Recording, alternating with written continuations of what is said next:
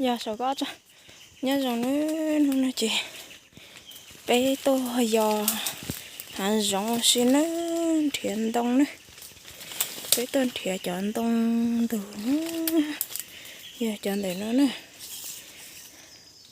chọn đông một nhà nữa chỉ mua kề nữa thấu nó bé châu là ta nó chị bé chị thiện sẽ lấy đông nữa để nó với tụi lọt chạy đi nữa tụi này nó giờ tụi đông nó lọt chạy cơ tụi nó nè đông mà cho luôn nào mà mất trời đi xin nó chỉ cứ ít tụi lo đi thế nó mất chó để nó thì lấy lo rồi nó lúc hộp bỏ giờ luôn để nó này lúc từ đu để nó thế này từ cái nhân để nó này chẳng đông mà một trời chập lại này đông nhớ hạt giống thế này đông nhớ hạt giống thế chị chỉ muốn đâu nữa tiếc không mua chị mua tết thang tiếc không chỉ mua chị chỉ mua kia nữa tiếc không mua chị cũng ở bên cho nhau chị lò nhau buồn chị thế nó để nó bên cho nhau buồn chị nữa thấy tôi giờ thế mà tôi chỉ bỏ nữa tôi đào cá chị giờ nó chị mà đây to dẻ chua là chị mà lấy bỏ nữa mà lấy bỏ chị mà lấy khơi nữa khơi cho nó ta chị một dẻ cho chua nữa cho chua còn mà trong chua chập lại đấy nữa cho chua đấy chị lấy tiền một chùa nữa này một chùa má nữa này với do con má nữa để gì bây giờ cho nên một trái nữa bây giờ cho nó ta chị bây giờ cho nên một trái một dĩa nữa tôi sẽ nói chị thọ này vậy khởi nó lo hại á cho nó phải trồng cây nó xuống mùa lên đấy thì nhớ la chẳng nhiều nữa mà chỉ bỏ tiền nhớ la cho mỗi chỗ đó chị bỏ khởi mùa thế này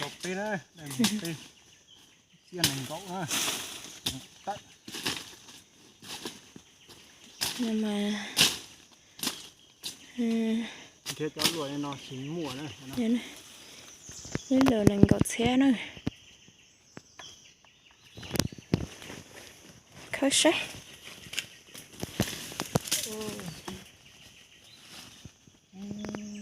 ôi chà ồ chắn lo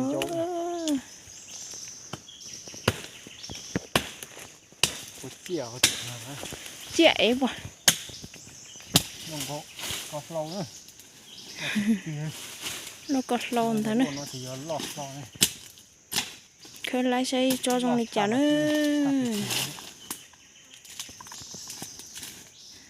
thế chó mà chỉ cho họ bỏ chó luôn nó nữa cái nó cơ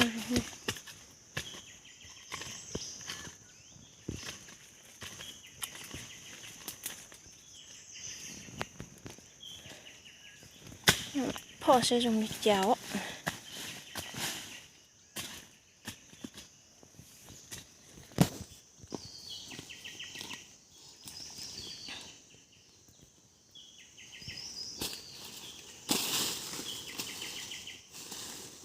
cứ lo này nào mà đi nè đó này từ chỗ lấy còn đông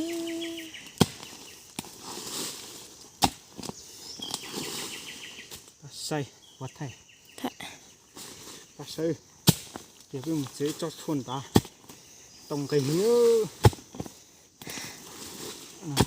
chua chỉ sống mùa đi anh đã mà lại xé cho mùa mà lại ôi nhìn nè bấy bột xé điện nữa cái bỏ tay lối tới chiếc kia đấy nữa ô chị lại đó tôi dữ liền chị chỉ một cỏ quá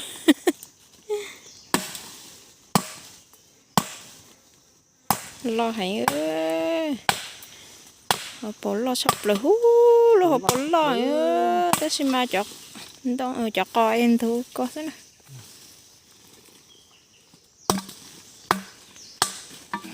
nó tiền đủ Điều nữa. Cái nào mà lo hành ơi. mà cú thay trả đuổi chia Dạ thấy đó sấy rồi nữa. cũng siêu nó tê kìm tới nó ôi gì Tên nào mà hạ giống thế nữa. Tôi đấy sắp lại rồi cái nè. Chấm lòng nó nữa, cho xong nó chỉ tao khơi nữa. Chị chấm lòng của nó nữa. Sẽ nói chị giờ khơi cho bị nó thế này. Khơi cho bị nó thế. Khơi lại bây cho để có thế. Cho để nó cho lo nữa. cho nó chỉ như cá là này chỉ một thái này Giờ số mất chờ nó này. Mất chờ nó chị. Ở bên sông chị dù đã cá tốt khơi nữa.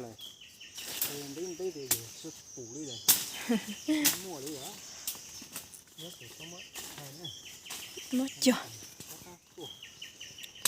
Mất chờ thế rồi lấy khơi. Dạ tỏn đi nữa. Thôi mà bây khơi lấy cho mà lo hành như thế nào lo. Cho nó thế này, thế cho chính lo rồi. Nếu nào mà cho nó mà giờ cho lọt đuôi nữa. Một tọ nó bóng giò chỉ bỏ ít tuổi nữa. Nó là chị tốt của nó ra bỏ nhà tụi nó rồi. Giờ nó mà lùa chắp lấy nữa cho chế kỳ hành mà.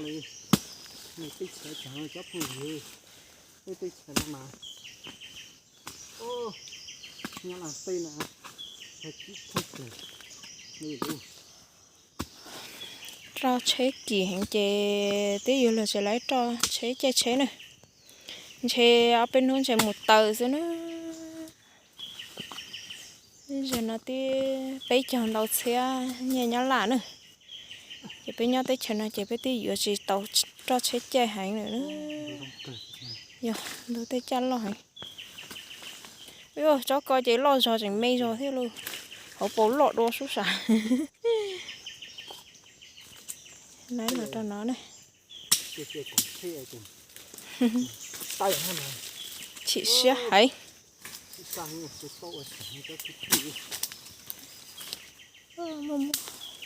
Có buổi lên.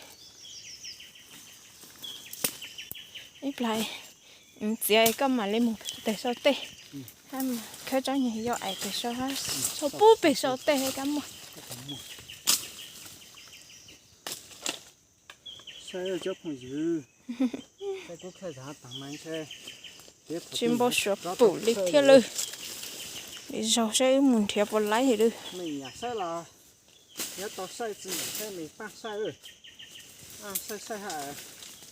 Có bên cụ thể bên mà đợi tao cho mình xe hả. Để mình nhớ cho là ba nhận nào. Phải tự nhiên phải. Ba ít nhà sai hơn nữa. Để ta mình nhớ xe mình một cho mình một khi tiền mình một cao lúc là tàu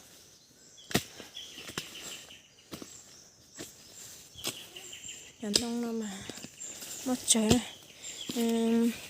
Từ chả nó cá gì này. Này chị ý nó cá gì lấy xứ.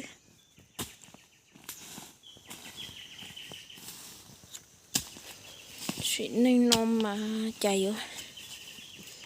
Tôi đi nó sẽ té bé à.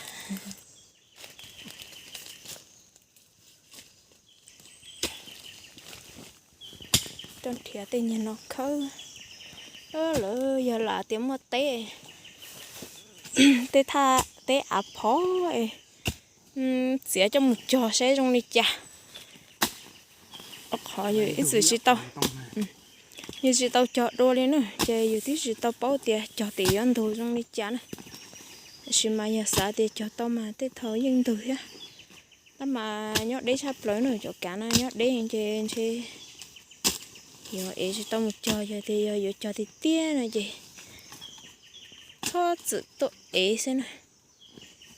Giờ thoát sự tội trên mặt tao nữa. để tiệt tiệt sẽ thoát giữa Ý thì tia đó chỉ mà giờ lâu rồi. Chị lo hậu lửa tỏ chị ấy to xứ này.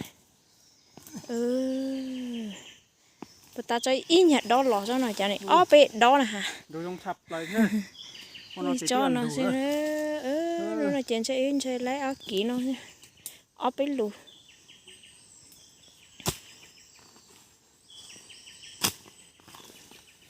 ta cho nó lấy chỉ mua lấy ta cho nó chỉ có chĩa xem nữa ta nữa ta sẽ nói chỉ có chĩa cô có chĩa nữa cũng một cái sau em chỉ thế của tôi chọc của đây